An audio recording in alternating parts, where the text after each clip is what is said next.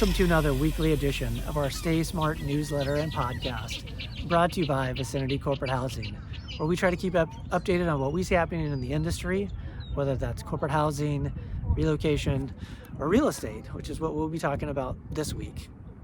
Coming to you from an overcast Connecticut. Was seeing some clients this week, so I thought this would be a good place to do this podcast at today.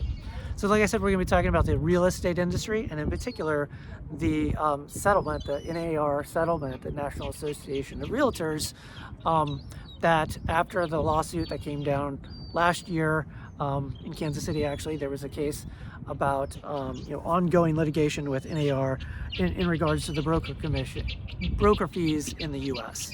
So NAR came out with a settlement.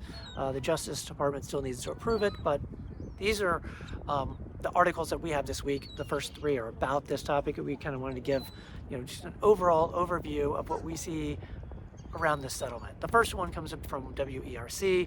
They kind of put out a statement. In particular, they say education and communication among stakeholders in the mobility process will be crucial for navigating the changes as they take effect. So that's very true. I think it'll be interesting to see how these changes affect mobility, kind of relocation industry. There's going to be some impact to the industry, and I think it'll be interesting to see how that plays out. Then there's another article about the 5 ways buying and selling are going to change. One of them just being there's going to be more negotiation. That fee is not going to be set in stone anymore. The 6% fee, is it going to be 2 or 3% paid to each buyer and seller? Is that going to be different? That'll be interesting because I do think there will be more negotiation in the process.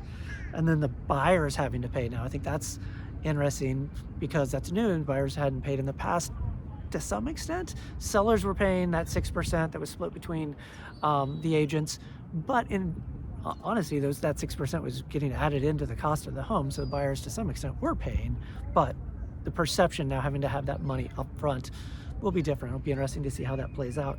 And then we'll see, will buyers kind of go it alone now that they have to pay their agent a fee, commission fee? Will they choose to not have representation and go it alone? So that'll be interesting to see. Obviously, more transparency will come out of this. And then there's an article about the 6% commission on buying and selling is gone, which is, I agree. I think overall that fee is gone. It is going to be negotiable, whether it's going to be 3, 4, 5, 6. How does this play out? Having to pay the two different separately. So I think it'll be interesting. But this article talks about that there is going to be a lower home buying cost moving forward. And I think that's true. I think the Biden administration put out some information about on a $600,000 to $700,000 home, there's going to be almost $10,000 less in fees, commission fees paid out. So I think it'll be interesting to see how that works out. And then also, are there going to be different, models, brokerage models, whether it's going to be kind of like a flat fee model or kind of an a la carte service model, or are there going to be discount, brokerage models out there? That'll be interesting to see. But I do think that it's going to be more competitive rates and empowering buyers to negotiate. And then finally, we just have an article about the existing home sales in February. There was a report that came out that they were up almost 10% month over month. Existing home inventory was up almost 6%. So it's good to see that there's more inventory coming online, more existing home sales transactions are happening. And I think that's good because the industry home costs have been really elevated because a lack of inventory, and there just has not been a lot of overall sales. And so maybe we'll see, as more inventory comes online, from this settlement, maybe lower commission fees, lower home buying cost will kind of jumpstart the real estate industry this year. So I think what's really fascinating about the NAR settlement was that it was 5 families in Missouri that got together for this kind of brought down NAR. Really, it was kind of David versus Goliath, and that case that took place in Kansas City was just 5 blue-collar families that got together and said this wasn't right. And so I think that's the most interesting part of this story. But I'd love to hear your feedback.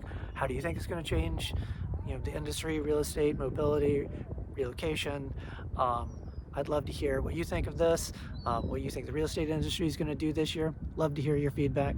That's what I see transitioning this week. Take care, everyone.